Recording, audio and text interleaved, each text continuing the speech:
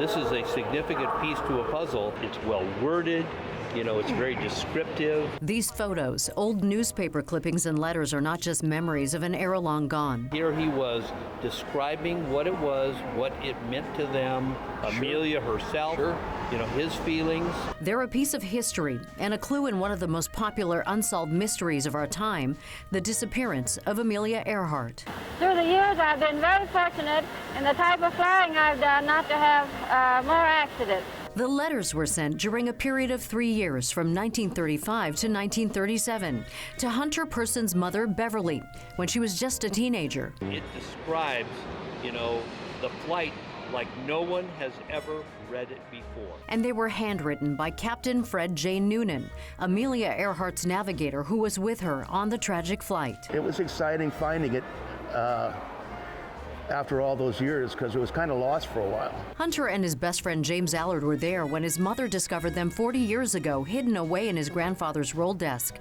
She explained that Captain Noonan was a close friend of the family, and that the two of them began writing when she was just 15 years old. She brought it out and I started reading the letter, and by the time I got to page 4, where he talked about relying on celestial navigation, the hair stood up on the back of my head. There are 4 pieces of mail dating back to 1935.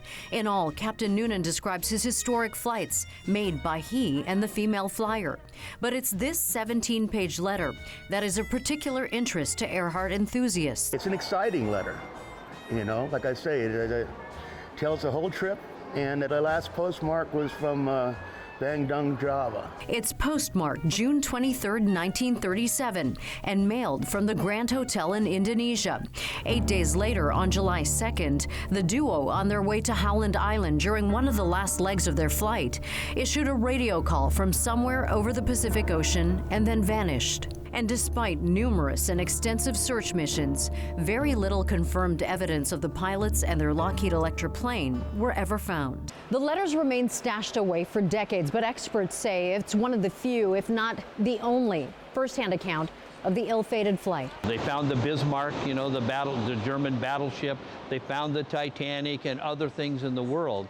But this is a mystery that everyone would like to solve. Historians like Jim Kidrick of the San Diego Air and Space Museum say the 17-page letter is significant because it is the last known letter written prior to the flyers disappearing. It contains specific details, dates, countries, cities, and weather challenges, along with every sight, sound, and emotion felt during that fateful flight. Nothing like this, okay? There is no recounting. This is like someone's a journal. This is like their diary.